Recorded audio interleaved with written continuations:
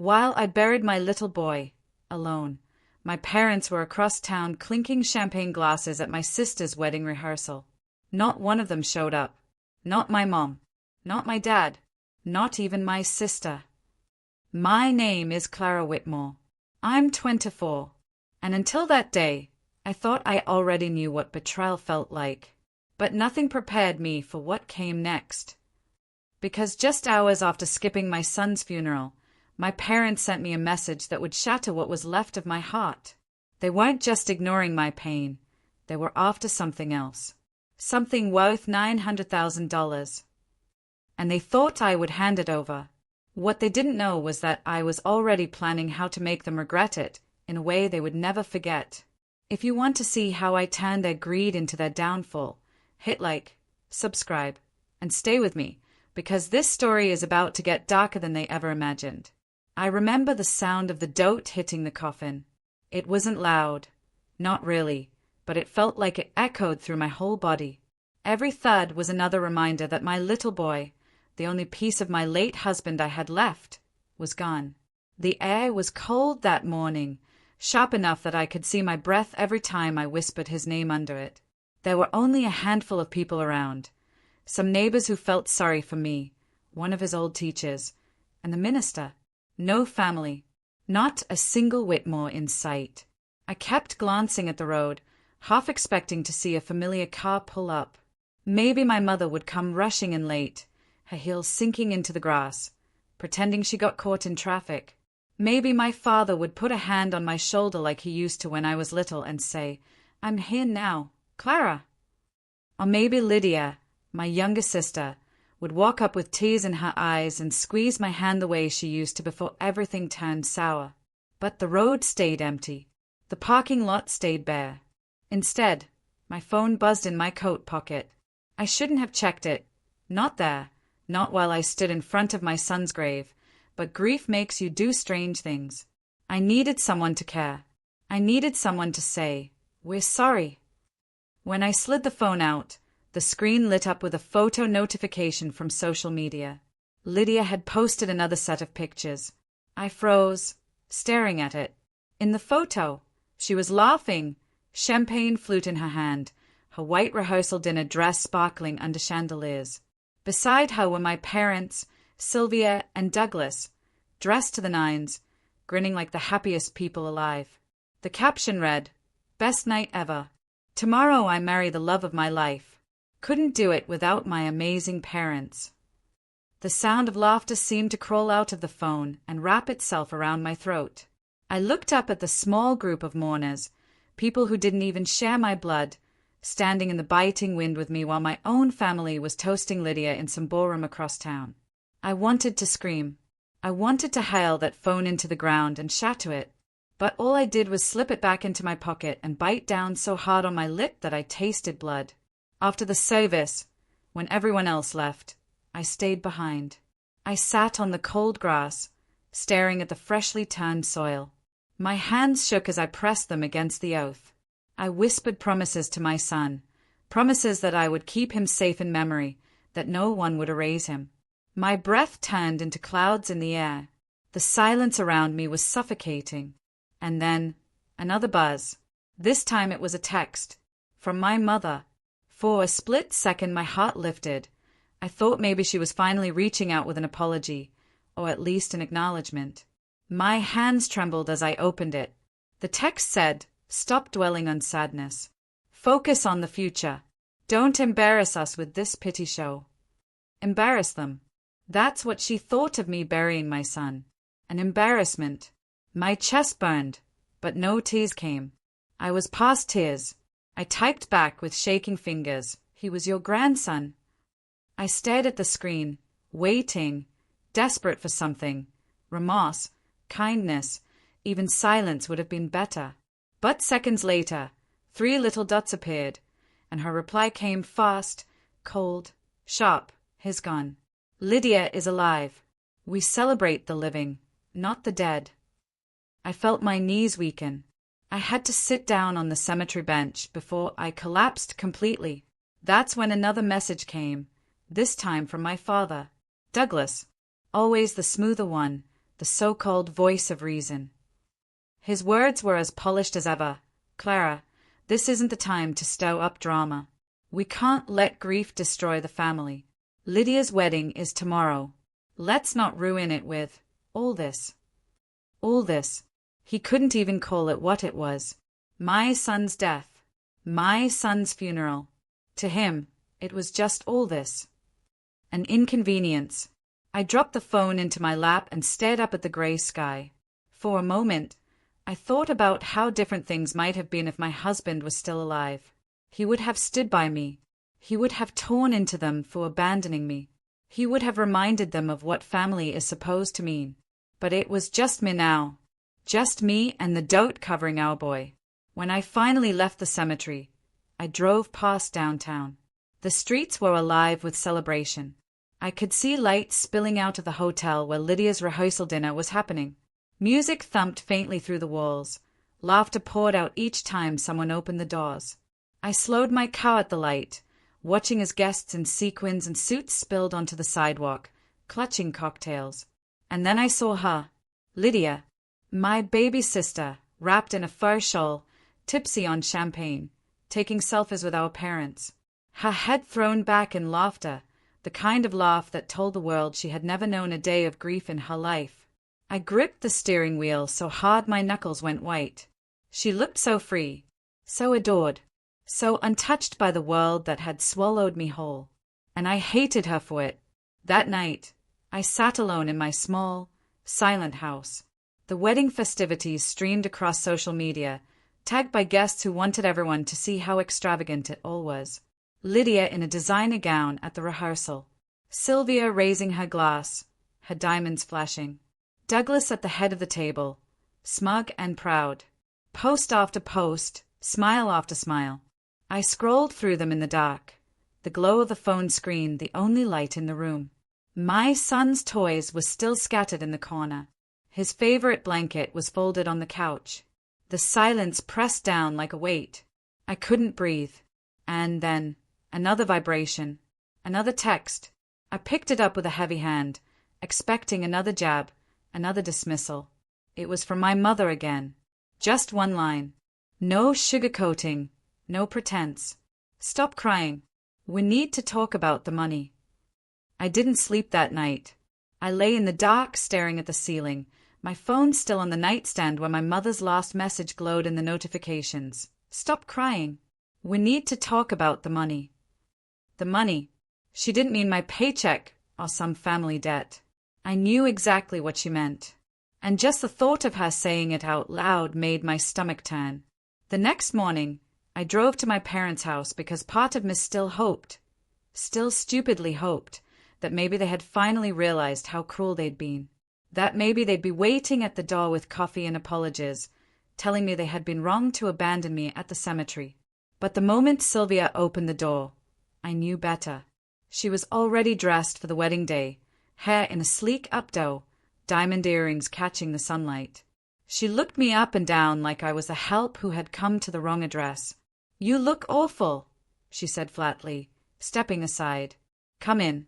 We need to talk before the cars arrive. The house smelled like champagne and perfume. Laughter echoed from the kitchen. I could hear Lydia's voice drifting through the halls, sweet and giddy as she talked with her bridesmaids. And there I was, standing in the foyer in the same black dress I'd worn to bury my son, the dirt from the cemetery still clinging to my shoes. Douglas was waiting in the sitting room, his suit jacket already on, tie knotted just so. He didn't even bother with hello. He just gestured toward the couch. Sit down, Clara. We don't have much time. I sat because my legs felt too weak to stand. Sylvia crossed her arms and leaned against the mantel, her lips pursed like she was about to scold a child. You know exactly why we called you here. I didn't answer. I wasn't ready to hear the words. Douglas cleared his throat, the way he always did when he was about to deliver bad news dressed up as good advice. It's about the trust fund, he said. My chest tightened. I had been dreading this moment since the day my husband died. When Michael passed away 2 years ago, he had left our son a trust worth $850,000. He had been careful, meticulous. He wanted to make sure his boy would never struggle, even if tragedy struck. The money wasn't for me. It wasn't for anyone else. It was for our child's education, his future, his stability. Michael had made me promise I would protect it. And now, my son was gone. The trust was all that remained of him. It was sacred. It was untouchable. Sylvia broke the silence with a smirk. Clara, you have to be reasonable. Lydia's wedding is today. It's a once-in-a-lifetime event. Do you really expect her to walk down the aisle knowing her sister is hoarding nearly $1 million? I stared at her, trying to process if she was serious. That money isn't mine. It was for my son. It's all I have left of him. She waved a hand dismissively. You don't even have a son anymore. What's the point of money that just sits there? It should go toward something joyful, something that celebrates life. Her words hit me like a slap. My nails dug into the fabric of the couch. That money isn't for Lydia's flowers or champagne fountains. It's for my child, and I'll never touch it for anything else. Douglas sighed, pressing his fingers to his temple like I was being dramatic. Clara, listen to yourself. You're letting grief cloud your judgment. Lydia deserves this. She's starting her life. This is about family. Family. The same family that had abandoned me at a graveside less than 24 hours ago. I shook my head, my voice sharp. No. Michael trusted me to protect it, and I will. Sylvia laughed then. A short, bitter laugh that made my stomach twist. You always were selfish. Even now, when it doesn't matter anymore, you cling to money instead of supporting your sister. It matters to me, I whispered. Her eyes narrowed. Of course it does. You love playing the martyr. Poor Clara, all alone. Poor Clara, burying her child. You think tragedy makes you special, but it doesn't. It just makes you pathetic. The room spun around me. My own mother, standing there in her designer heels, looking at me like I was some nuisance instead of her daughter, dismissing my grief like it was an inconvenience. Before I could respond, a new voice drifted in from the doorway. Aunt Dolores, my mother's older sister. She had always been quieter, the kind of woman who liked to lurk in the background, but her presence had never brought me comfort. She slipped into the room with a tight smile, her perfume heavy and cloying. I told you she wouldn't hand it over, Dolores whispered, her eyes sliding toward me with disdain. Then she leaned closer to Sylvia, her voice low but not low enough. If she won't give it, we'll take it another way. My stomach dropped. They weren't asking. They were plotting. Sylvia caught my expression and gave me a sweet, poisonous smile. Don't look so shocked, Clara. You're not the only one who knows how to fight for what they want. The sound of laughter from the kitchen grew louder, Lydia's carefree voice echoing down the hall, oblivious to the knives her family was sharpening behind closed doors. I sat frozen on the couch, my hands gripping the edge so tightly that my knuckles turned white. For the first time, I realized the truth. It wasn't just my parents. It wasn't just Sylvia and Douglas. It was all of them. They wanted the trust. They wanted my son's future, and they would do whatever it took to strip it from me. The trust wasn't just money. It was Michael's last gift to our boy. And now, my entire family was conspiring to take it. And in that moment, one thing became painfully, chillingly clear. I wasn't just grieving my son anymore. I was standing against my whole bloodline. I left my parents' house that morning shaking, like every bone in my body had been rattled loose. The laughter from the kitchen still echoed in my ears, Lydia's high-pitched joy blending with the venom I'd just heard whispered in the sitting room. If she won't give it, we'll take it another way. The words clung to me, sticky and poisonous, even as I sat in my car staring at the steering wheel. I should have gone home. I should have curled into bed and let the world disappear. But instead, memories came flooding in, uninvited, relentless, like ghosts clawing at the windows of my mind. Because this wasn't the first time they had tried to strip me of something that was mine. It had always been this way. Growing up in that house meant one thing, Lydia first. Always. I could still see it, clear as if I was back in our old living room. Lydia, 3 years younger than me, twirling in a pink tutu as Mom clapped like she was watching the next prima ballerina. Dad recording every spin on his camcorder, his voice booming. That's my girl, my little star. And me? I was sitting on the couch with my homework spread across my lap, invisible. I had brought home straight A's that day.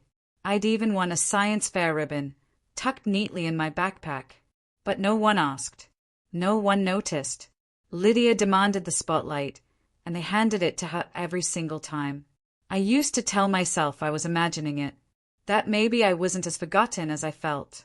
But deep down, I knew. Aunt Dolores never helped. She only made it worse. She'd come over during holidays, sweeping in with her sharp perfume and sharper tongue, her son Graham trailing behind her like a shadow. Dolores always sat close to my mother, whispering judgments about everyone else, but her words about me were never whispers. "Clara's such a gloomy child," she'd say, sipping her wine. "She doesn't shine like Lydia. She's just ordinary." And Graham would snicker, adding his little digs, mocking my braces, my clothes, the way I read books instead of chasing attention. I learned early that in that family, silence was survival. But there was one memory that burned brighter than the rest, one I couldn't bury no matter how much time passed. I was 18. I'd worked hard, harder than anyone gave me credit for. I had dreams of leaving, of carving out a life that wasn't built under Lydia's shadow. I'd been accepted to a good university, not Ivy League, but solid. I remember opening that acceptance letter in my room, my hands trembling with excitement, my chest swelling with pride. For once, I thought, maybe they'd see me. I'd been told all my life that there was a college fund waiting for me. Dad had mentioned it once or twice. "Don't worry, Clara, we've got you covered for school." It was supposed to be my ticket out, but when the tuition bill came, I brought it to Dad, and I'll never forget his response. He leaned back in his chair, a bee sweating in his hand, and chuckled. "Ah, about that. We had to dip into it." "Dip into it?" I asked, my voice small. "For Lydia," he said casually, like it was no big deal. "She needed a car. A girl can't get around without wheels. You know that." My heart dropped. You used my college money for Lydia's car." He shrugged, like the decision was obvious. "She deserves nice things. You'll figure it out. You're the responsible one." I remember standing there, staring at him, unable to breathe. Lydia was outside at that very moment, squealing as she revved the engine of her brand-new convertible, a big red bow still tied across the hood. My dreams had been siphoned away without hesitation, handed over to her because she was the star.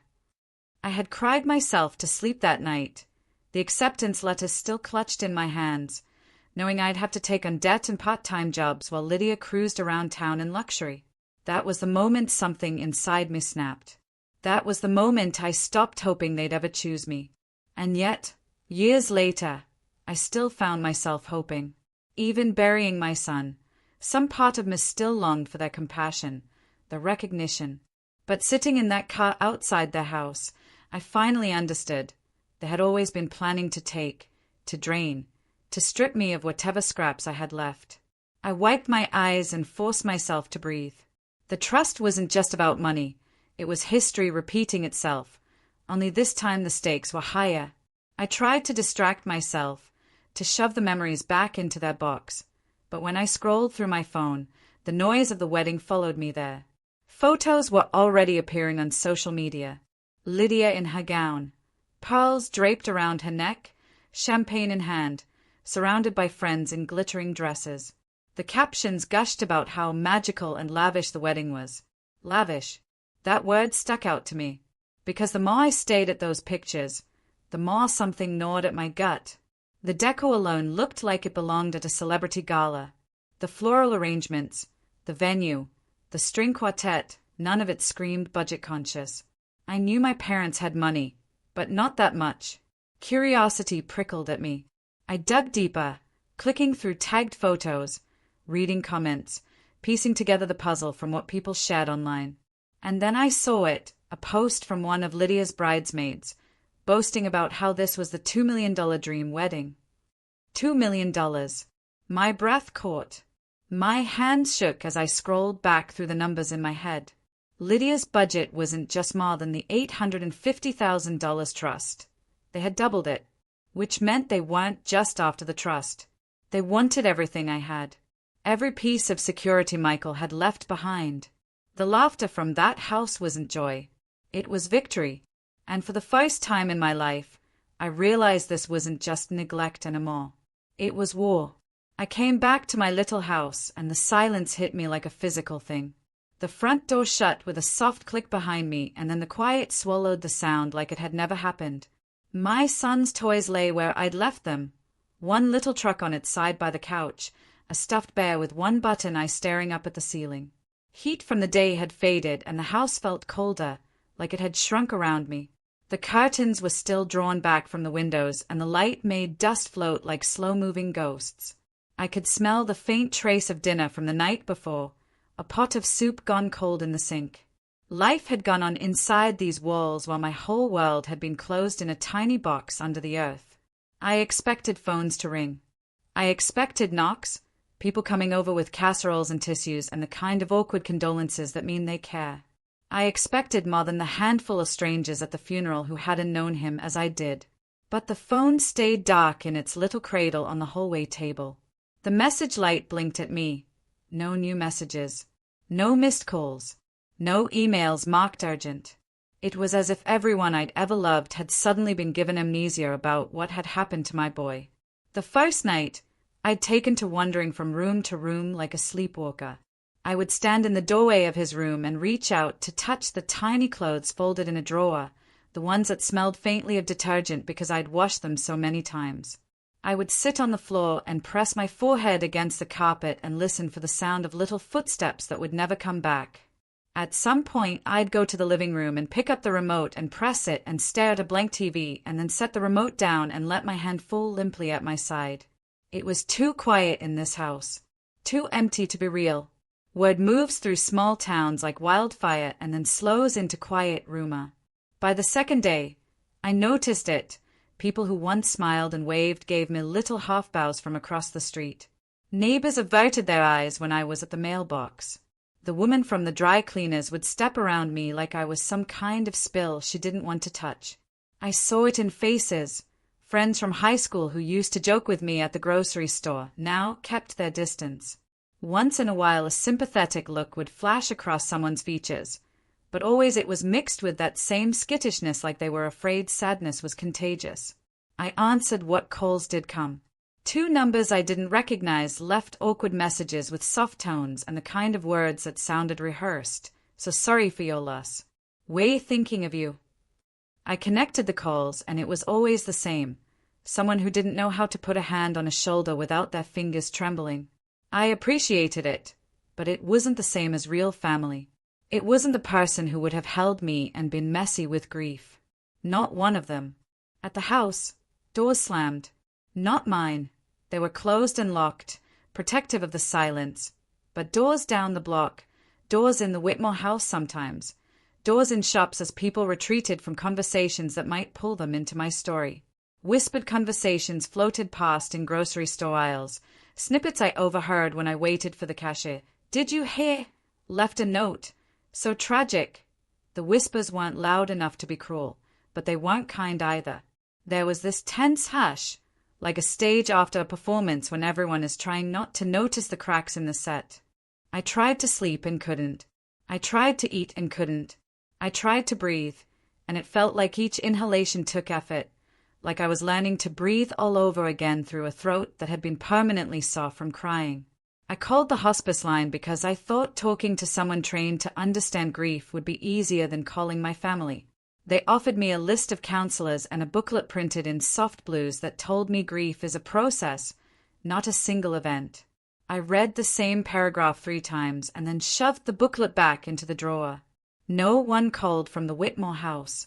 The voicemail light blinked into blankness until finally, on the 3rd day, my phone rang and my heart leaped so high it hurt. The screen said Douglas, my father. It was late afternoon, and the sun slanted through the blinds, leaving lines across my kitchen table. I put the phone to my ear like a child hoping for a fairy tale. He spoke softly at first, like he'd been coached on what to say and when to say it. Clara. He sounded smaller than I remembered. It was a voice I recognized but hadn't heard used like that, without the usual edge of authority. I'm sorry. It was. I felt something shift in me, a brittle hope like a crack of glass. I let myself be foolishly human. You and Mom weren't at the funeral, I said. The words came out like a challenge and also like a plea. You both weren't there. There was a shuffle, like the sound of someone adjusting a robe or stepping away from a kitchen table. Traffic was bad, he said. He sounded rehearsed but earnest. We didn't mean to hurt you. We thought you needed space. I needed you there. I said it, and it sounded smaller than the feeling in my chest. A pause. I know. He sighed, a long dragging sound that made my ribs hurt. I know I can't change what happened. I'm calling to tell you I'm sorry. I was wrong not to be there. Your mother and we should have been. I'm so sorry. He was saying the words a grieving person wants to hear. The softness in his voice something like contrition. For a flicker, only a flicker, I wanted to believe him. I wanted to believe my father had felt something beyond what I'd been calling cruel the last few days.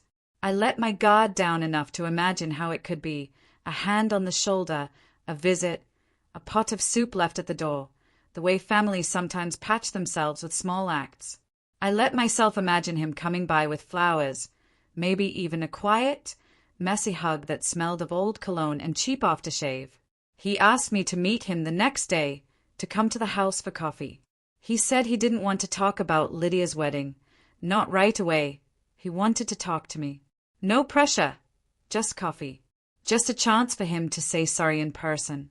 We'll talk, Clara, he said, and for a dangerous second I believed him. That was the trap. My chest unclenched enough for a sliver of tired hope to crawl in and pretend it belonged there. I agreed. I told him I'd come by. I made myself a list to steady my hands. What I would say, what I wouldn't. I'd go for coffee. I'd listen. I'd see if the words in his voice matched anything in his eyes. I had the small, stupid idea that maybe, just maybe, family could be mended with one honest conversation. The next morning I dressed in jeans and a sweater I'd had for years, the one that still smelled faintly like my husband's cologne because I'd hung it up on the same hook. I tried to smooth my hair down, but the motions were clumsy, my fingers forgetting what to do. I walked to the Whitmore house with deliberate steps, knuckles raw from holding onto a hope I shouldn't have had. The front door was open, which surprised me. The inside of the house was quieter than before. No music, no champagne. Someone had left newspapers spread over the dining table, and a half-drunk mug of coffee sat cooling on the counter. The house had the flat, waiting look of people who had staged themselves to appear remorseful. It felt practiced. Douglas met me in the kitchen. He pulled me into an awkward, half-embrace that didn't reach his heart, just a man making the right movement. He smelled like aftershave and something that tried to be warmth. Clara, he said again, like a mantra. Thank you for coming.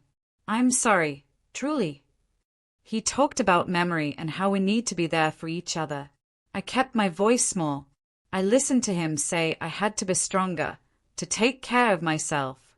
He said Michael would have wanted me to be okay. He said he felt ashamed. He said words that, strung together, made a decent apology. Then he did something I didn't expect. He handed me a small manila envelope, a little thing with my name on it in my mother's looping handwriting. We've been sorting through some of Michael's things, he said. Found these in a drawer. I thought you should have them. I took the envelope and felt the weight of paper like a promise. It was silly, the way I allowed the mundane motion, handing me a folder, to mean care. I opened it at the counter. Inside were letters, notes written in Michael's handwriting. Some were addressed to our boy, some to me. My fingers shook as I read lines that made my throat close. There were memories tucked in among them. A map scribbled with places he'd always wanted to take our son, a recipe for pancakes, a short note about how important it was to him that our son be brave. Tays came, hot and sudden, and Douglas moved as if to hand me a tissue. For a few minutes there, it felt like we were a small island of honesty in a sea of smoke. His presence felt almost human. I let myself believe he was sorry. Then, after he left, after that soft pat at the shoulder and a promise to check in, I started going through things more carefully. I wasn't ready to leave. The house made me feel less alone for a while. I poured a second cup of coffee and sat at the kitchen table, the light from the window painting lines across the table. I shuffled through the rest of the papers in the envelope, reading every scrap as if a secret might be hidden in the ink. It was then I found a second stack of documents, papers I hadn't expected.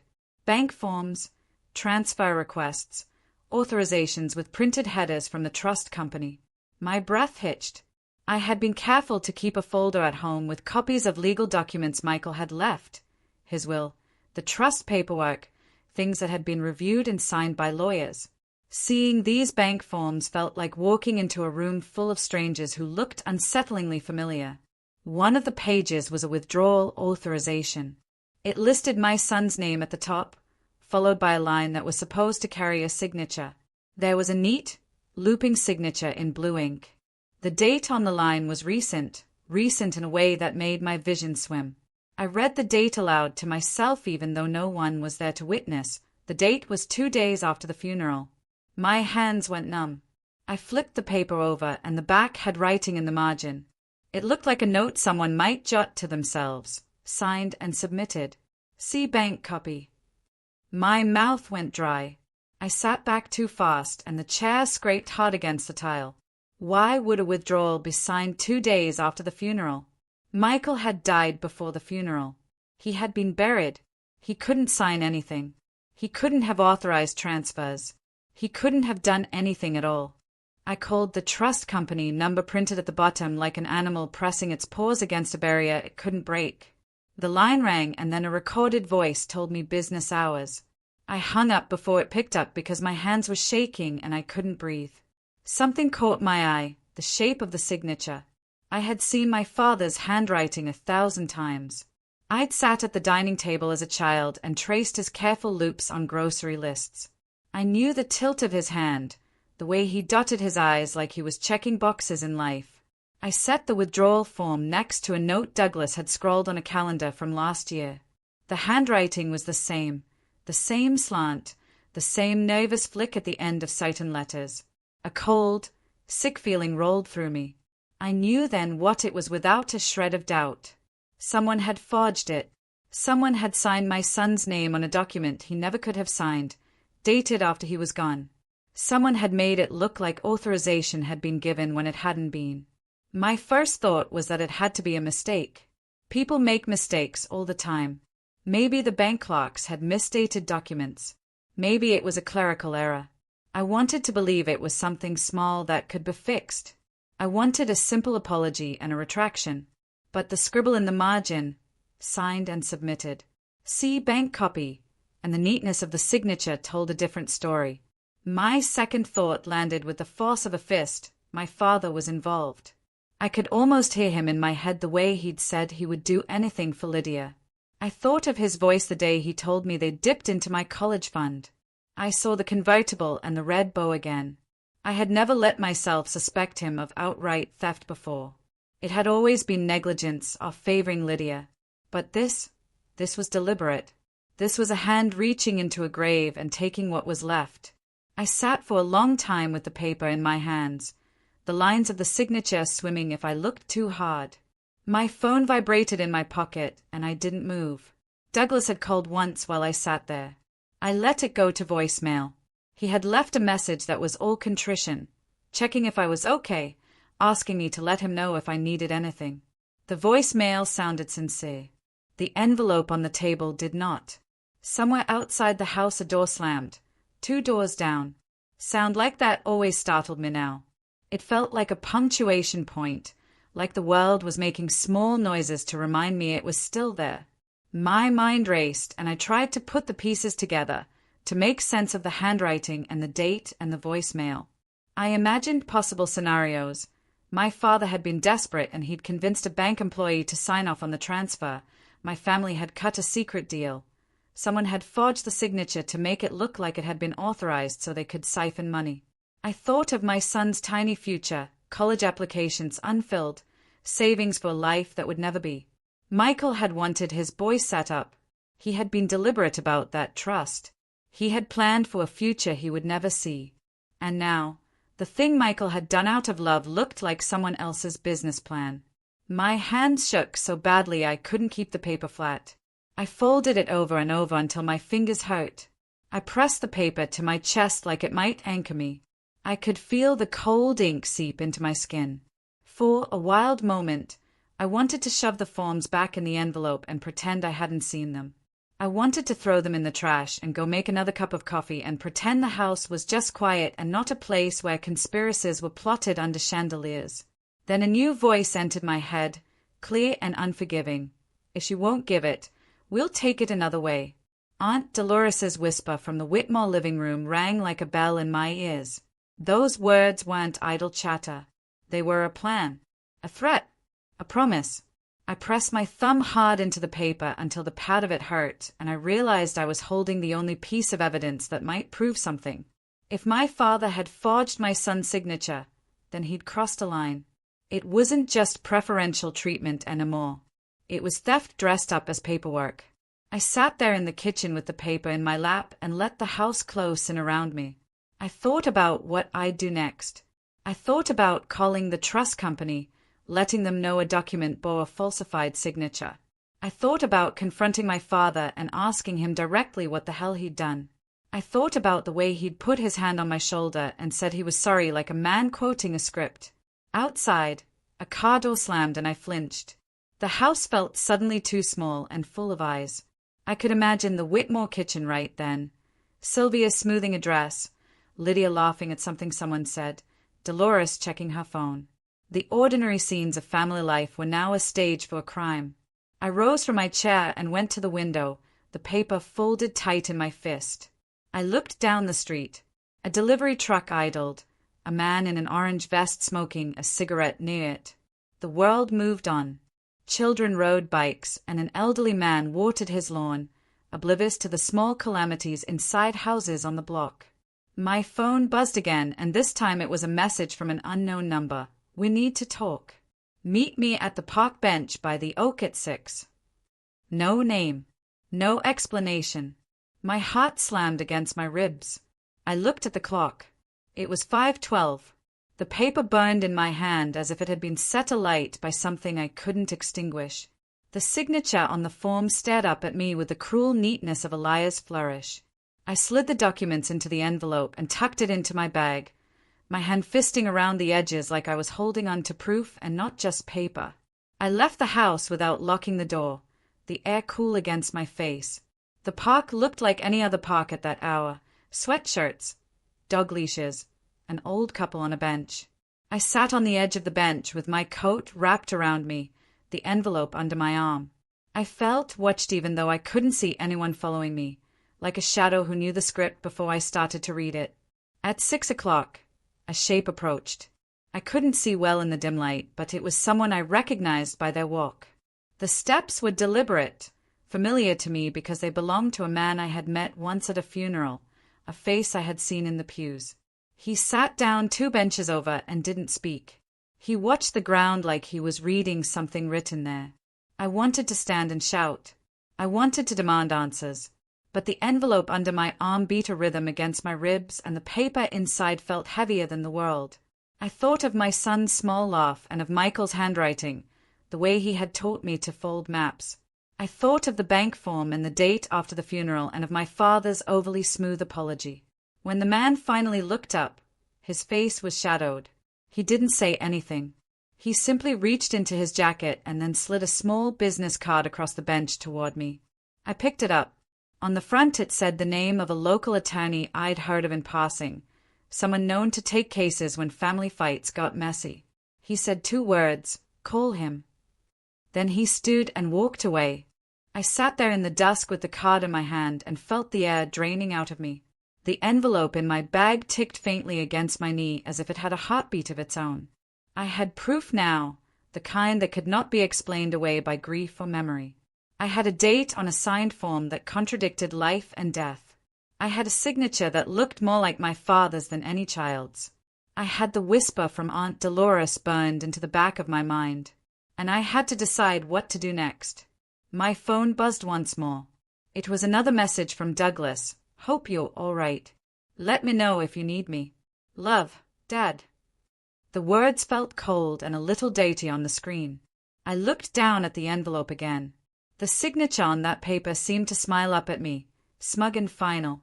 I felt my hands go numb. I curled the fingers of my free hand into the denim of my jeans like the fabric might anchor me to something real. If my father had signed my son's name, if he had made a date appear when none could be, then he had started something he could not put back in the box. I thought of the words Dolores had said the day before and the way Lydia laughed with her glass raised. They had not only abandoned me, they had been working quiet and calculated in the background. They had a plan, and they were willing to cross lines to get what they wanted. I stood up from the bench then, the evening air pressing against my face like a challenge. I slid the envelope into my bag and walked home with my head held a fraction higher than when I had left. The house felt the same when I returned.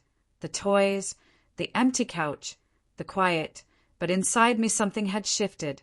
The shape of my grief had changed. It had sharpened into a purpose I hadn't wanted but now owned. Back at my kitchen table, I laid the envelope on the wood and opened it slowly as if the movement itself would trigger an alarm. I spread the papers out and looked at the signature again. Michael's name scrawled neat as if he had been signing off on a life he no longer had. My hands were steady now, not with peace but with resolve. I picked up my phone and dialed the number on the anonymous card. The voice that answered was clipped and efficient. The attorney's name was on his desk and he asked me just one question. Do you have proof? I set the paper down and looked at it like it could tell me what to do next. I had proof, but proof in a house could be burned, shredded, lost in a bin. Proof in my bag could be stolen. Proof on a stamped, dated document could be both a lifeline and a bomb. The man's voice waited on the other end of the line, quiet and patient. He was used to people who needed a plan but didn't yet know how to make it happen. Yes, I said at last. I have proof. He told me to come in the next morning. He told me to bring everything. He told me not to say anything to anyone. He said it like instructions in a script. I hung up and sat at the table a long time after the line clicked dead. Outside a car passed and the headlights drew a silver line across the floor. In the quiet I heard my own breathing, slow and even, but underneath it something pulsed like a new, dangerous heartbeat. I folded the papers again and put them back in the envelope and slid the envelope into the top drawer of the kitchen table where I kept the spare batteries and the old keys to the shed. I locked the door that night and slid the deadbolt home like I was locking in more than just the darkness. I sat on the couch with the blanket over my knees and looked at the toys in the corner and felt like the luckiest and angriest and most hollow person on earth at the same time. And then I saw it, nothing dramatic like a sudden knock or a shadow in the window. It was a small proof.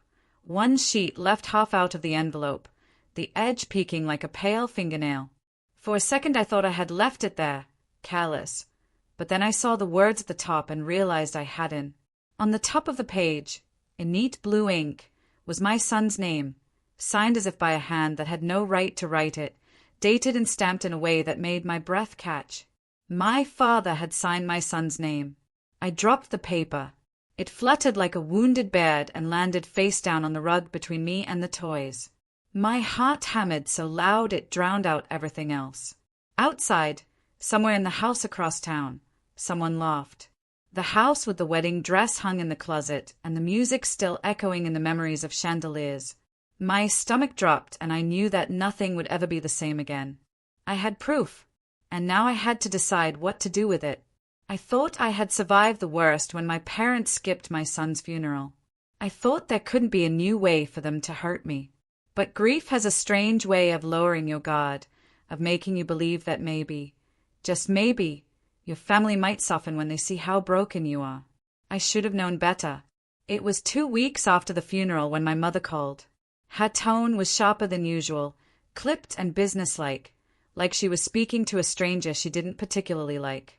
"Clara," she said, "your father and I think it's time we sit down with someone professional. There's too much tension between us. It isn't healthy." I didn't respond at first. My voice was still raw from crying most nights, and the thought of professional help from her made me want to hang up. But before I could say anything, she added, "We've arranged for you to meet with Mr. Keller. He's a family attorney. Neutral. He'll help us settle this money business peacefully." That word, neutral, stuck with me. My mother had never chosen anyone neutral in her life. She surrounded herself with enablers, with people who fed her ego and bent to her will. Still, I agreed. I didn't know why. Maybe some part of me wanted to believe she was finally trying to make things right. The meeting was scheduled at a downtown office I'd never been to before, in one of those glossy glass buildings that smelled like disinfectant and new carpet. I remember walking into the lobby and feeling underdressed in my black sweater and jeans. The receptionist, a young man with slick back hair and a forced smile, asked if I was here for Mr. Keller. When I nodded, his smile grew polite, almost pitying, as if he already knew the part one was meant to play in this performance.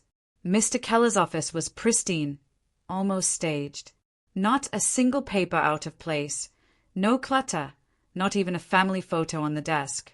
He stood when I walked in, a tall man in his late 50s with steel gray hair and a handshake that lasted a beat too long. His eyes were calculating, not warm. "Clara," he said, his voice smooth, rehearsed. "It's so good to meet you. Please, sit. We're just here to clear up a few things, make life easier for everyone. That's what families do, right?" The word family made my stomach knot. My parents were already sitting in leather chairs across from his desk. My father gave me a thin smile, the kind that said, "Don't make this harder than it has to be." My mother looked smug, her arms crossed like she'd already won. Keller slid a stack of papers toward me. "These are just some routine documents," he explained casually. "Your son's trust fund is currently structured in a way that creates unnecessary complications. What your parents are proposing is a redistribution. Temporary, of course.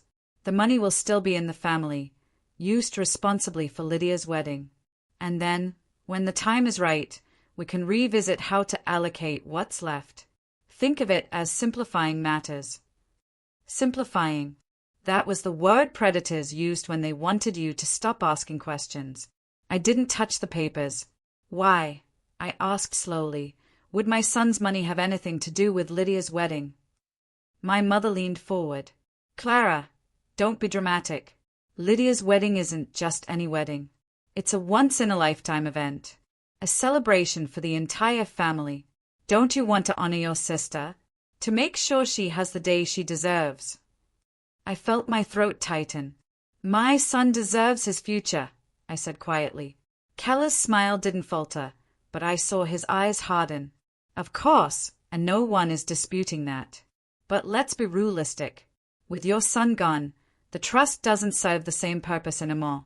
Redirecting those funds towards something meaningful, something that uplifts your family, wouldn't that be what he wanted?" I couldn't believe what I was hearing.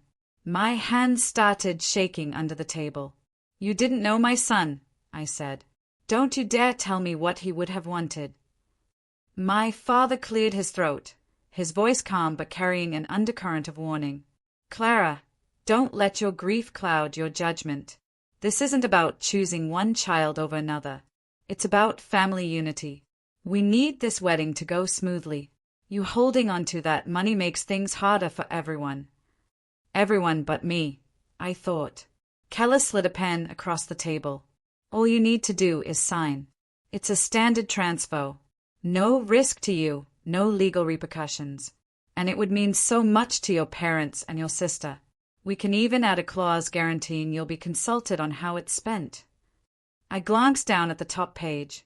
Legal jargon filled every line, dense and unreadable, but one phrase jumped out: irrevocable transfer. My stomach dropped. They weren't asking me to redirect the funds temporarily. They were trying to steal them permanently. I pushed the papers back across the desk. I'm not signing anything. My mother's face twisted with irritation. Clara, stop being selfish. You don't even have a son anymore. What use do you have for that money? Her words cut through me like glass. I could barely breathe. Keller leaned back, his tone still polite but colder now. Clara, I understand this is emotional, but refusing to cooperate won't change the reality. The trust is vulnerable. Your family could pursue other options. Other options. Threats wrapped in courtesy. I stood abruptly. This meeting is over. My father muttered something under his breath, but I didn't catch it. My mother called after me, her voice dripping with disdain. You're making a mistake, Clara. Don't think you're stronger than all of us combined. I walked out without looking back, my chest heaving, my eyes burning. The elevator ride down felt endless, the walls closing in. By the time I stepped onto the street, the world looked sharper, crueler.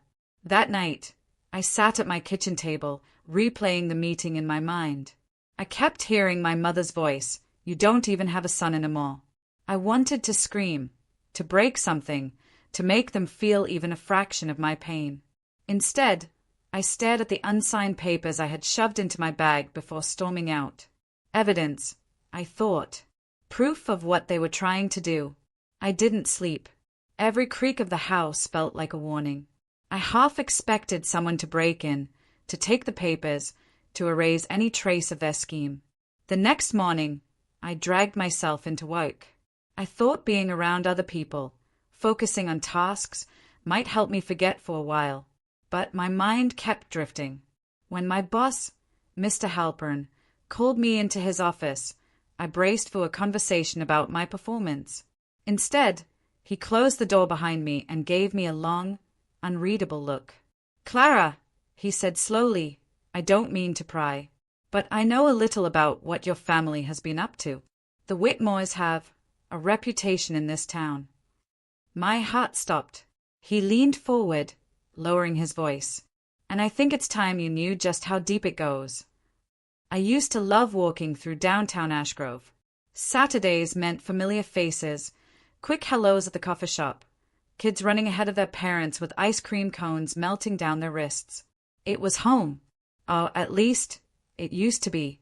That morning, when I forced myself to step out of my house, I needed, a taste of normal. Grief had kept me caged inside for weeks, my only company the silence and the echoes of my son's laugh that no longer filled these walls. I thought if I could just grab a coffee, maybe stroll past the bookstore we used to visit, it would ground me. But the second I stepped into that world again, I felt it. The shift. Eyes on me, then quickly away. Conversations that died the moment I walked by. Smiles that look forced, brittle, like masks slipping. At first, I told myself I was imagining it. Grief makes you paranoid. I clung to that excuse until I saw Jessica Carter, someone I had grown up with, a girl who once sat across from me in AP English, whispering jokes while our teacher scribbled on the chalkboard. Jessica spotted me outside the coffee shop. For a heartbeat, her face softened like she might wave. But then her eyes flickered, and she turned sharply, yanking her little boy's hand and steering him the other way. It kept happening. Tyler Morgan, who used to mow my lawn in high school. Mrs. Evans, who once gave me cookies after a storm knocked out the power. Even Pastor Reed, who had prayed at my son's graveside, ducked his head when I passed him. By the third encounter, I stopped pretending it was in my head. My family. This had their fingerprints all over it. Ashgrove wasn't a big town. Rumors spread like wildfire, and my parents knew exactly how to fan the flames. I could hear my mother's voice in my head, sharp and disdainful. Clara's unstable. Clara's bitter. Clara can't let go of the past. Poor Lydia, how awful to deal with such a jealous sister while planning her wedding. I walked faster, heart pounding, heat crawling up my neck. The betrayal burned in a new way. It wasn't enough that they had skipped my son's funeral, that they wanted to gut his trust fund. Now they were rewriting the story of me, making me the villain.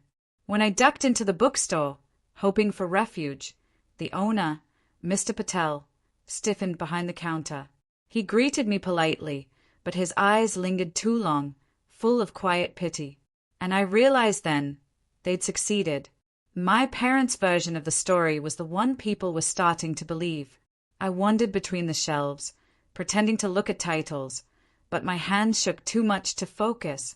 I thought about the years I had given this town, volunteering at bake sales, coaching Little League, bringing casseroles when someone's mother got sick. And now, because of whispered lies, I was being erased. By the time I left, tears stung my eyes, but I refused to let them fall. Not here. Not where someone could see and twist it into another piece of gossip. I went home, slammed the door, and pressed my back against it, chest heaving. The silence pressed in, heavier than usual. For the first time since my parents' betrayal began, I felt truly alone, not just in my grief, but in my entire life. That night, I lay awake replaying every avoidance, every side-eye glance, every forced smile. I could almost hear Lydia laughing, sipping champagne as she showed her friends screenshots of texts she and my mother had probably crafted together.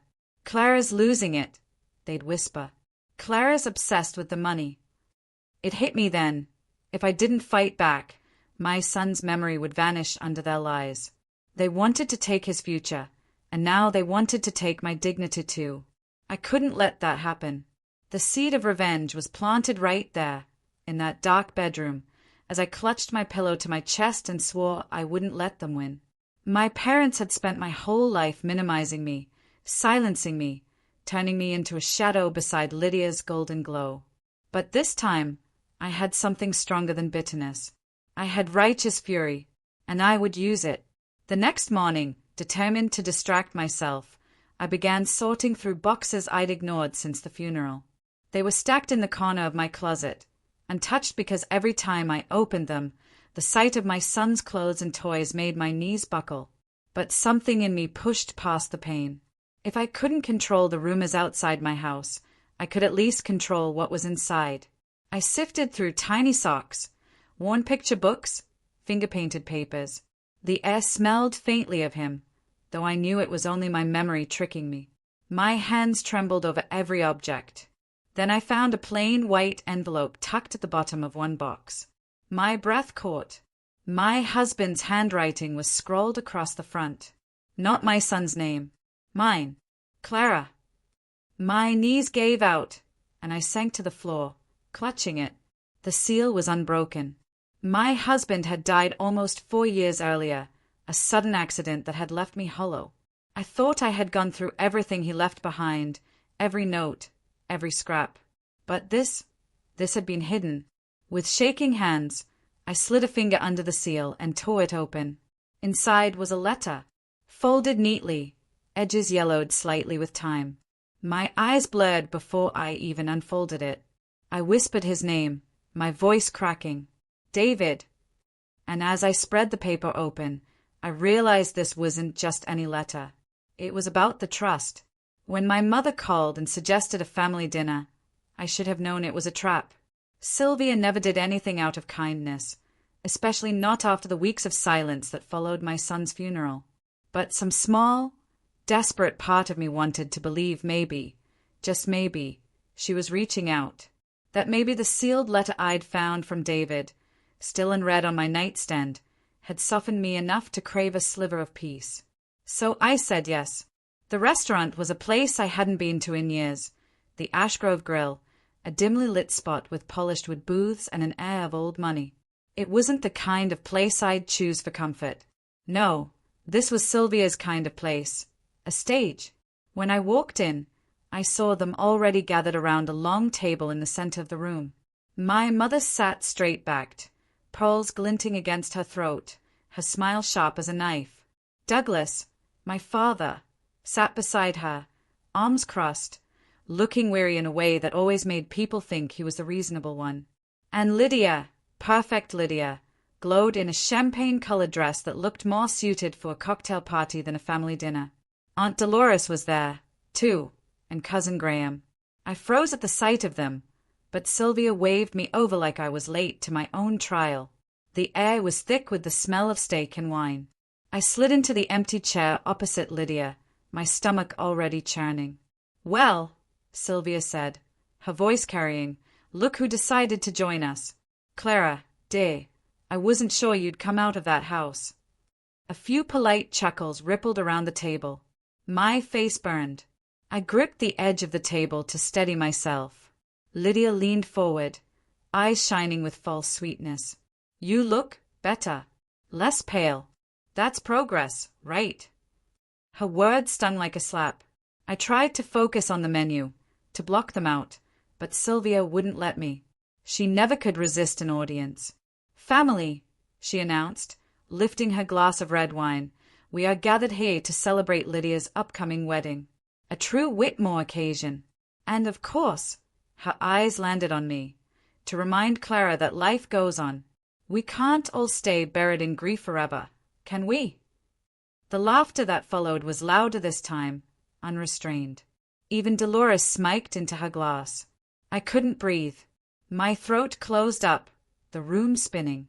My son's face flashed in my mind, his small hands clutching my shirt, his laugh echoing. Buried in grief? He wasn't even cold in the ground. "Mother, please," I whispered, my voice cracking. "Not he." Sylvia's smile widened. "Oh, Clara, don't be so dramatic. You can't even manage your own grief, let alone money. Everyone here knows it." The table erupted again. Lydia pressed her hand over her mouth, pretending to hide her giggle. Something inside me broke. I wanted to scream, to flip the table, to run. Instead, I sat frozen, nails digging into my palms until I felt the sting of broken skin.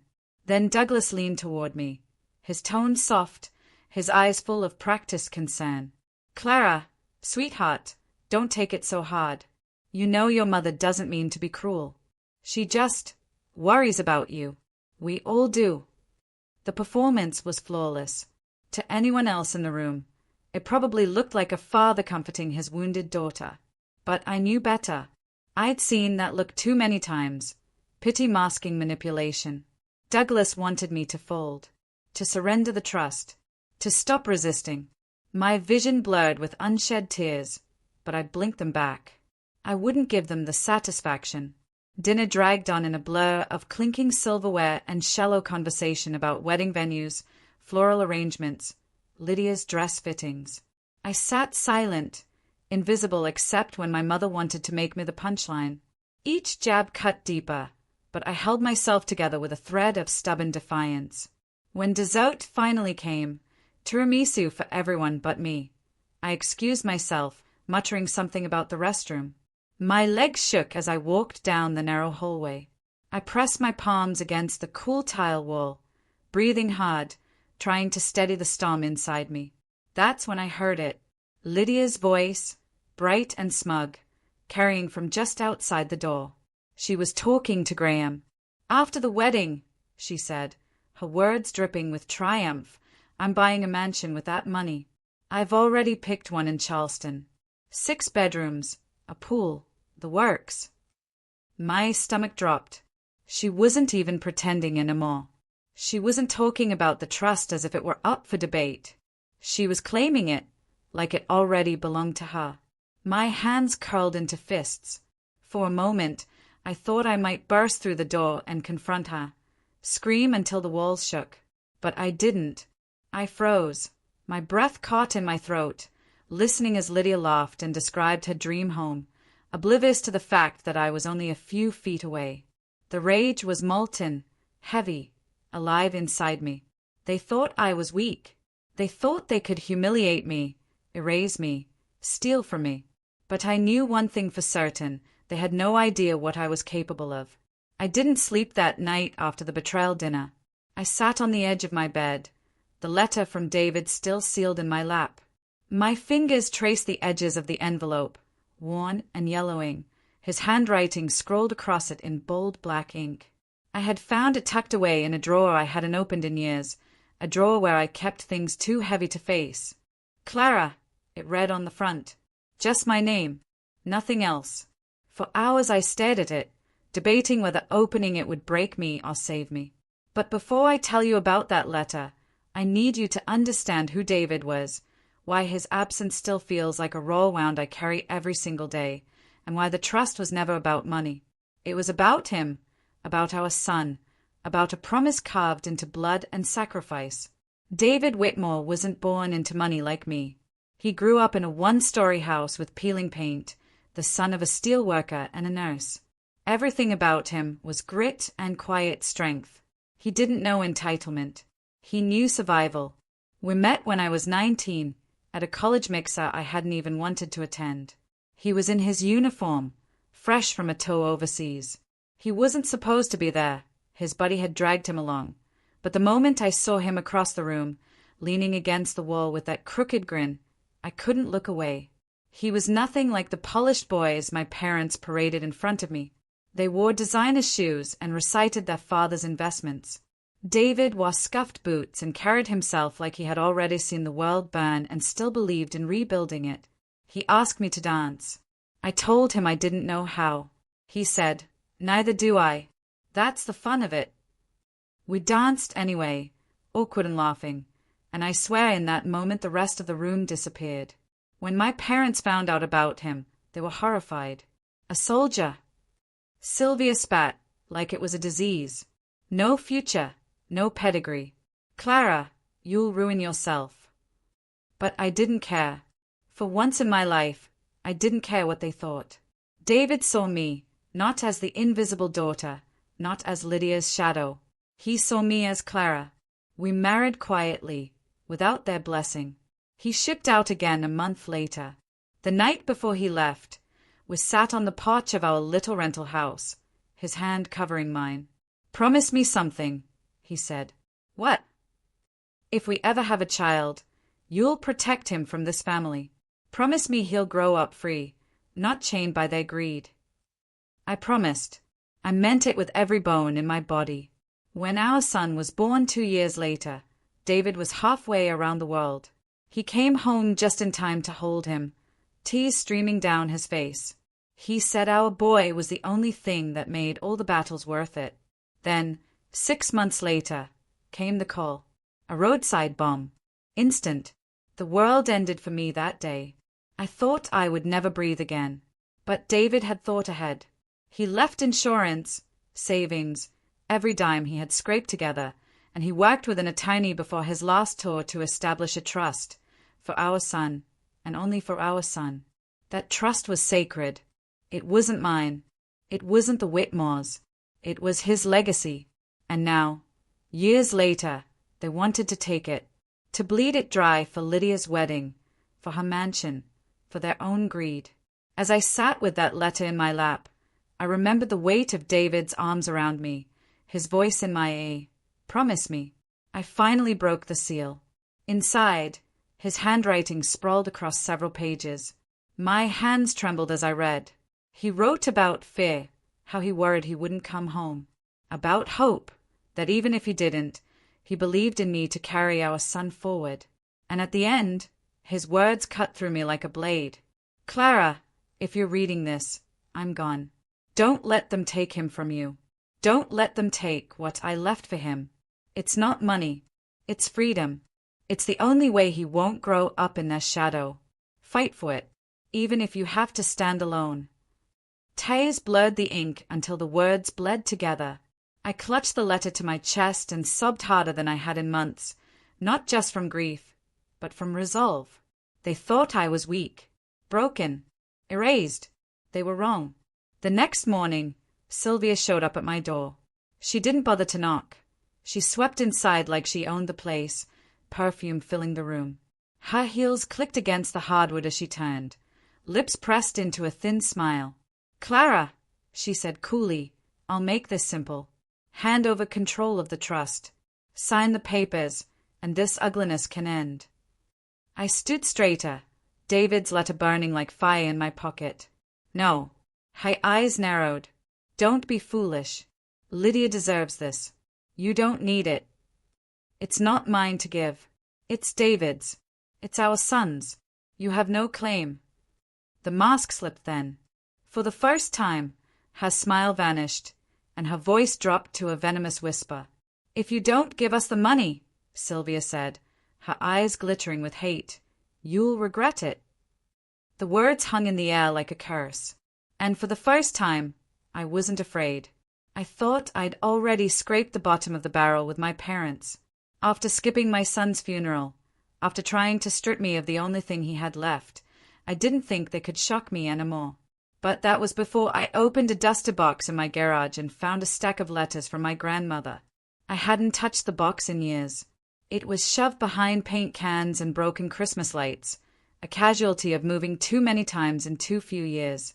I don't even know what made me pull it down that afternoon. Maybe instinct, maybe just desperation to feel some trace of family that wasn't poisoned. The letters were written in my grandmother's shaky script. I sat cross-legged on the concrete floor, my hands trembling as I read them. The words pulled me straight back to the quiet afternoons when I was a child, sitting on her lap while she brushed my hair and whispered that I mattered, even if nobody else acted like it. But the sweetness soured quickly. Line after line, she complained about how her pension checks never seemed to stretch, how she and my grandfather couldn't afford the medications they needed, how the arrangements Douglas promised hadn't come through yet. She mentioned loans they didn't remember signing, checks they swore they never cashed, savings bonds that mysteriously vanished. By the third letter, my stomach was knotted so tightly I thought I might be sick. They'd done it to them, too. My parents hadn't just robbed me and my son. They'd been stealing from their own parents. It was like cold water rushing over me. I saw it so clearly. Sylvia's smirk, Douglas's excuses, the constant dismissals when anyone dared question them. They'd built their lives on lies, not just once, not just against me, but against every person who'd ever trusted them. And my grandparents had suffered for it. I remembered visiting them at the nursing home years ago.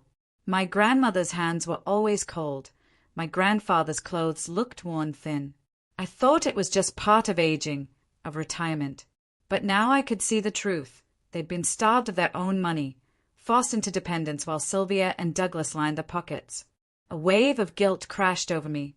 How many times had I brought flowers, smiled, kissed their cheeks, never knowing what was happening behind closed doors? How many times had I believed Douglas's smooth explanations about financial adjustments? I slammed the letters back into the box and pushed it away like it had burned me. My breath was shallow, my chest tight. For a long time, I sat in the silence of the garage, hearing only the hum of the refrigerator out there and the occasional drip of rain outside. My parents weren't just manipulative. They were predators. The question clawed at me. Should I expose them? Should I drag everything into the light? The stolen pensions, the drained accounts, the lies that had spanned decades? But the thought made my stomach churn. They weren't just my parents. They were pillars of the community. Douglas had his name on plaques. Sylvia volunteered at church. Lydia floated around like a golden princess. Who would believe me? Who would listen to the daughter already branded as unstable, bitter, grieving? And if I did expose them, what would happen to me? To my job? My reputation? Whatever thin thread of stability I had left? The moral weight pressed hard. On one hand, justice screamed inside me.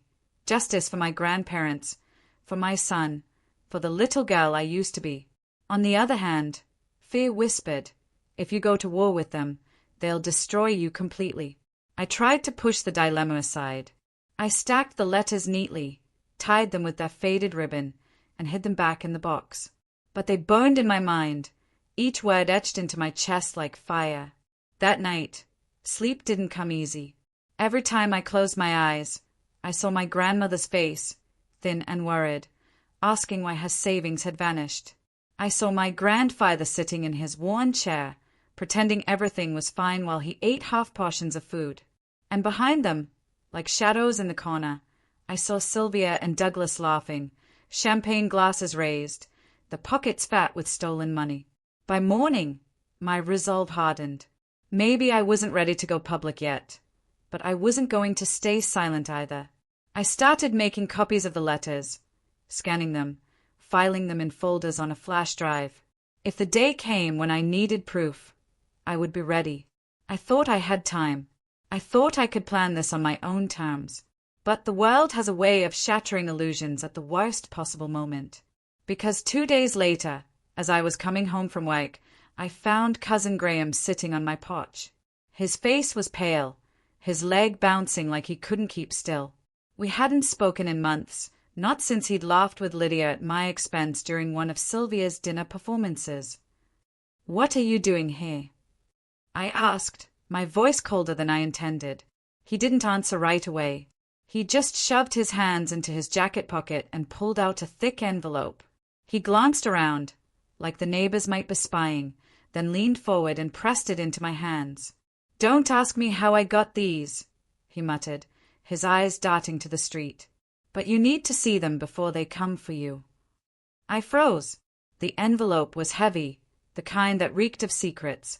When I slipped it open and saw the first page, a bank statement with my father's signature, numbers circled in red, withdrawals that made no sense, my breath caught in my throat. Graham's voice was low, urgent, trembling. "They're not done, Clara. Whatever you think you know about Sylvia and Douglas, it's worse. Way worse." And then he stood up, shoved his hood over his head, and walked away without looking back. I sat there on the porch, envelope in my lap, heart pounding so hard I thought it might split my chest open. Inside were stolen documents, and they were about to change everything. I didn't open the envelope from Graham right away. It sat on my kitchen table like a loaded gun, daring me to pick it up, to pull the trigger and deal with the fallout. Every time I walked past it, my stomach twisted tighter. I wasn't sure if I was ready to know what was inside. But delaying didn't mean I was safe, because while those papers sat untouched, something else, something more personal, more devastating, was about to hit me from a direction I never expected. It started with a phone call. I was folding laundry, trying to cling to the monotony of socks and t-shirts, when my phone lit up with a familiar name, Hannah. My best friend since college. My person. The one who held my hand after the funeral, who brought me meals when I couldn't get out of bed, who swore she'd stand by me no matter what. "Hey," I said, pressing the phone to my ear, grateful for the distraction. Her voice was shaky, like she was on the verge of tears. "Clara, we need to talk." I sat down hard on the couch, a knot forming instantly in my chest. "What's wrong?" There was a long pause. Then, "I made a mistake." 2 words, but they cracked the ground beneath me. "What do you mean?" I whispered. She inhaled sharply, then spilled it all in a rush. How Sylvia had cornered her weeks ago. How Douglas had promised her help with paying off her student loans if she just shared a little information. Where I was, what I was saying, what I was planning. "I thought it was harmless," Hannah said, her voice breaking. "Just little updates. I didn't think they'd use it against you." The room tilted. My ears rang. My own best friend had been feeding them details. My parents hadn't just been guessing, they'd known. They'd been 2 steps ahead of me, because Hannah, the one person I trusted with everything, had been their mole. I couldn't breathe. My chest felt like it was caving in. You told them about the trust? About the letters?" Silence. That was all the answer I needed. The betrayal sank in like a knife. This wasn't just about money. This was about trust, about loyalty, about the one safe place I thought I had left. Hannah knew my darkest nights, my ugliest breakdowns, my most fragile confessions, and she handed pieces of me to the very people who had destroyed my life. I wanted to scream, to smash the phone, to demand why she'd do this. But all I could do was sit there, shaking, tears burning my eyes, while Hannah sobbed into the line. "Clara, I'm sorry. I swear, I didn't know how far they'd take it. Please don't hate me." Hate her? I didn't even know what I felt. Numb, maybe. Empty. Like the ground had been pulled out from under me and I was free falling. I hung up. I didn't say goodbye. I didn't scream. I didn't curse her name. I just pressed the red button and let the silence settle like ash around me. The walls of my house felt like they were closing in. Everywhere I turned, I saw shadows of betrayal. Sylvia and Douglas twisting every knife they could find. Lydia smoking with champagne in her hand. And now Hannah, sweet, loyal Hannah, proving there was no such thing as safe. I pressed my palms against my eyes until I saw stars, trying to steady my breathing. Have you ever had a friend betray you for money? I wouldn't have believed it if you'd asked me before. I would have said no, not Hannah, not in a million years. But now I knew better. It hollowed me out. That night, I couldn't sleep. I kept replaying every conversation, every dinner, every late-night phone call with Hannah. Were Sylvia and Douglas listening through her all along? Had every tea I cried been ammunition in their hands? By morning, exhaustion had settled into my bones. I dragged myself to the kitchen, desperate for coffee, when I saw my laptop still open on the counter. At first, I thought the email was spam. The subject line was blank, the sender anonymous. But when I clicked it open, my heart stopped. Attached were screenshots of messages I'd sent to Hannah, venting about Sylvia, plotting how to safeguard the trust, even vague outlines of the steps I'd been considering. Every detail I'd shared in confidence was laid out in front of me, and at the bottom of the email, one sentence glared back at me, black and bold. Your little revenge plan won't stay secret for long. My hands shook so hard I nearly dropped the laptop. It wasn't just betrayal anymore. It was exposure. My plan, my one chance to protect my son's legacy, was no longer mine alone. Someone had leaked it, and I had no idea how much Sylvia and Douglas already knew. The morning after I saw that email, I stopped shaking. Something inside me shifted. Maybe it was rage finally calcifying into resolve. Maybe it was grief burning itself into cold steel. Either way, I knew the truth. I couldn't rely on anyone anymore. Not Hannah, not family, not even casual acquaintances. If I wanted to protect what was left of my son's legacy, I had to become someone different, someone they wouldn't see coming. I pulled out a yellow notepad and wrote one word across the top in bold, shaky letters. Plan. I underlined it twice. Step 1 was proof. They thrived on manipulation, lies whispered in polished tones, half-truths that turned neighbors and friends against me. I couldn't beat that with feelings. I had to build something harder than rumor, evidence. So I started recording. Every conversation, every accidental meeting, every smug phone call from Sylvia, every passive-aggressive sigh from Douglas. My phone became my lifeline. The red recording dot was my new form of prayer. At first, it felt strange, wrong, even. But each time Sylvia's voice slithered into my ear, dripping with contempt, it became easier. Clara, don't be ridiculous, she sneered one afternoon when I refused to meet her lawyer friend again. You don't even understand the paperwork. It's a miracle we're willing to take this burden off your hands. Her words made bile rise in my throat, but my thumb stayed steady on the screen, recording it all. The second step was legal backup. That came unexpectedly. I was at the courthouse, standing in line to request copies of old property deeds, when a man tapped me on the shoulder. He was in his mid-40s, graying at the temples, sharp blue eyes. Clara Whitmore, he asked. I froze, clutching my papers like a shield. Yes. He lowered his voice. I knew your husband. We served together. I blinked. For a second, I thought I'd misheard. You knew Michael. The man nodded, his expression softening. Name's Jack Mercer. He was my brother-in-arms. Saved my life once in Fallujah. I heard about him, and about your son. I'm sorry. Hearing Michael's name spoken with respect nearly knocked the air out of me. Jack leaned closer. I also know about your family. Word gets around in small towns. And let's just say, if you're planning to fight them, you're not alone. I stared at him, unsure if this was another trap. But something about his tone, his steady gaze, made me believe him. That night, Jack showed up at my house with a file box. Inside were copies of military survivor benefits paperwork Michael had filled out years ago, Documents that proved beyond question that the trust was meant solely for our son. No redirecting. No family discretion. Ironclad.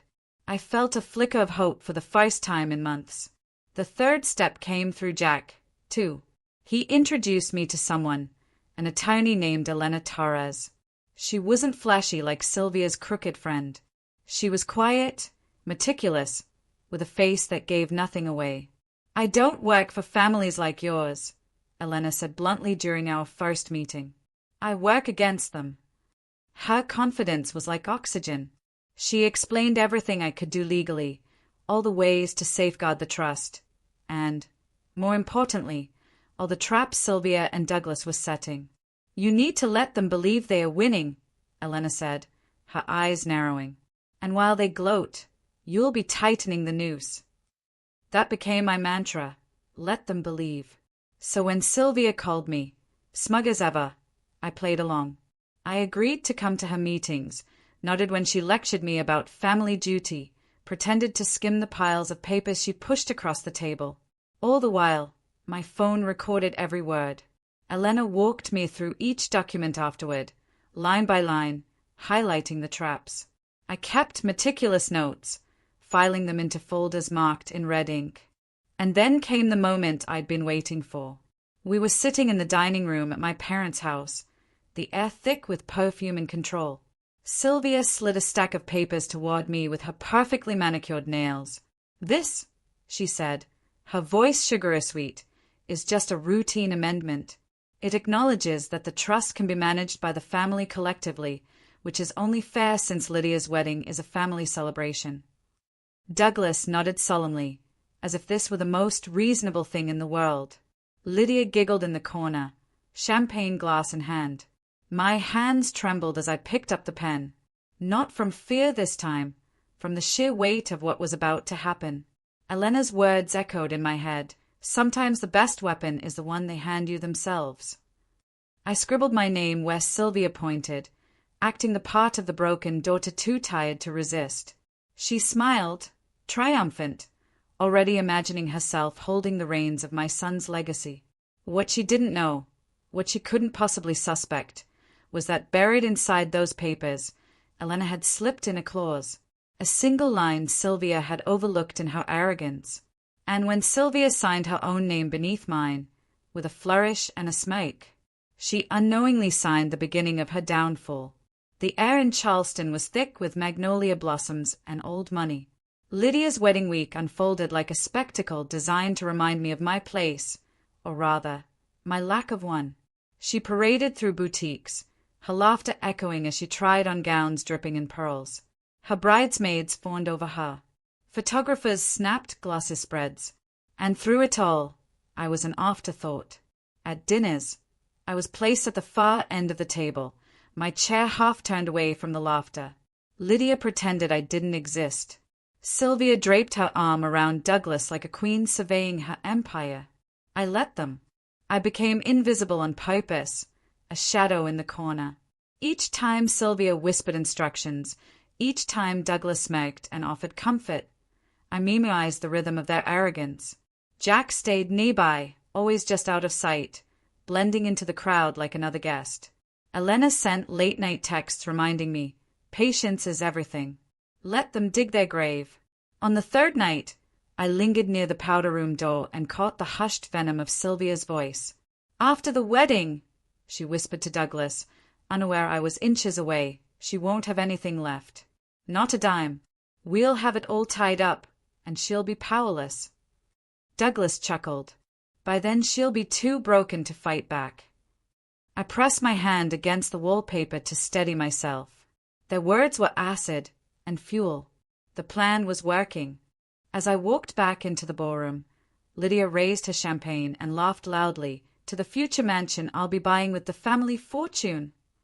The morning of the wedding, I woke to the sound of church bells. My hands shook as I zipped up my simple navy dress, not flashy, not plain, just quiet armor. The venue was dripping in extravagance. White roses, crystal chandeliers, a string quartet floating notes into the humid Charleston air. Guests whispered about Lydia's dress, the family's wealth, the empire they were building. I moved among them like a ghost. Everyone thought I'd surrendered. That was exactly what I wanted. Sylvia approached me before the ceremony, her smile sharp as a blade.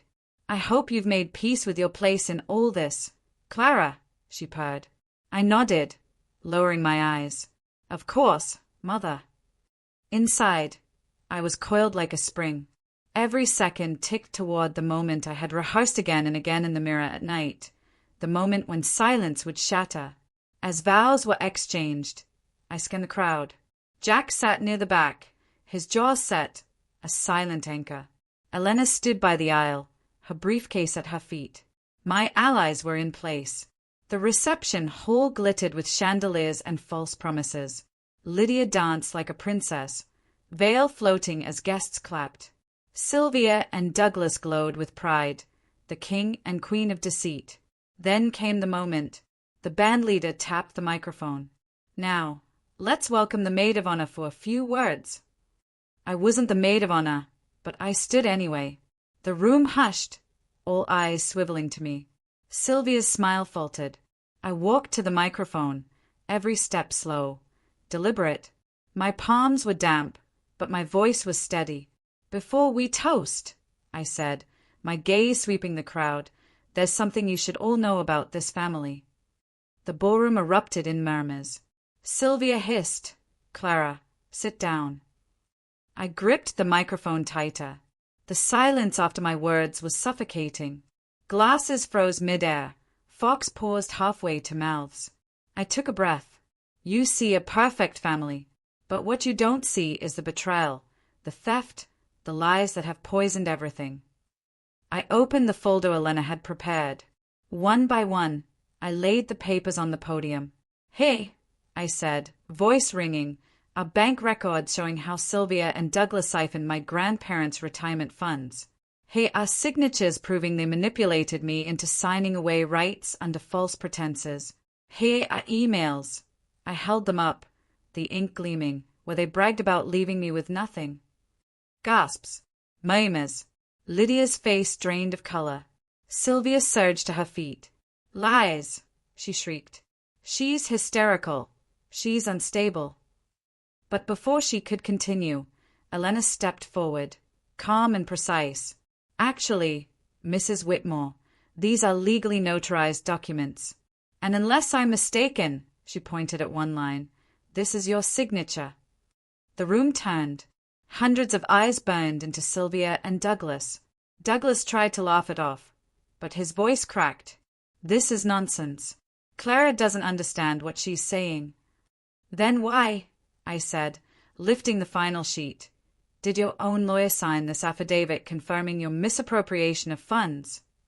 A collective gasp rattled the hall.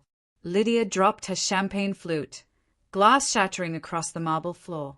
And then, the twist I hadn't seen coming.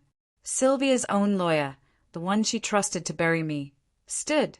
He adjusted his tie, cleared his throat, and said flatly, Mrs. Whitmore, I can't protect you anymore. There's too much evidence. I won't go down with you. The silence cracked open into chaos. Guests shouted, cameras flashed, relatives whispered furiously. Sylvia's scream tore through the hall. You ungrateful snake. She lunged toward me, but Douglas held her back, his face gray with fear. And then, sirens. Red and blue lights spilled through the tall glass windows. The heavy doors swung open. 2 police officers strode in, badges gleaming. Douglas and Sylvia Whitmore, one called. You're under arrest. The hall erupted. Guests scrambled back. Lydia sobbed. Sylvia shrieked. Douglas cursed. And I finally breathed. As the handcuffs clicked shut, Lydia spun on me, mascara streaking down her cheeks. You think this is over? You don't even know half of what you've started. The reception hall had turned into a battlefield. The music had stopped. Plates clattered onto the floor, and guests scrambled to collect their purses and coats as if the chandeliers themselves might come crashing down. Sylvia shrieked like an animal caught in a trap as the officers pulled her toward the doors. Douglas didn't fight. He only sagged against the cuffs, his face crumbling into something hollow and defeated. And Lydia, poor Lydia, was left standing in the middle of it all, her wedding gown gleaming under the lights like a cruel joke. Mascara streaked her cheeks, her hands clutched at the pearls around her neck. "This was supposed to be my day," she sobbed. "Everything was supposed to be mine." No one comforted her. The bridesmaids edged away, whispers spreading like wildfire. The guests who once envied her now watched her like she was a spectacle, a tragedy wrapped in satin. I stood by the microphone, my body trembling, but my voice steady. The truth was always going to come out. Today just happened to be the day you chose to hide behind champagne and roses. The police led Sylvia and Douglas out, their protests fading into the humid Charleston night. Reporters who had been invited to cover the wedding followed, their cameras snapping furiously. By morning, it would be everywhere. Front pages, social feeds, whispered gossip in grocery stores. I felt lighter, but not free. Not yet. Because as I left the reception, clutching Elena's folder-like armor, a waiter slipped me an envelope. It was old, yellowed, the handwriting sharp and familiar. "For Clara," it read. I tore it open in the parking lot under the glow of the street lamp. "You don't know the whole truth about your father." The words blurred in my vision. My father, the man who had stood silent through so much of my childhood, who had drained my college fund for Lydia, who had vanished into excuses. What truth could possibly remain? The victory tasted like ash. I folded the letter back into the envelope, my hands shaking. Revenge wasn't over. It had only unearthed more ghosts. The letter led me to Douglas. Weeks later, after the arrests, after the headlines painted my parents as thieves and frauds, after Lydia's failed marriage fizzled before it began, I stood outside his temporary apartment.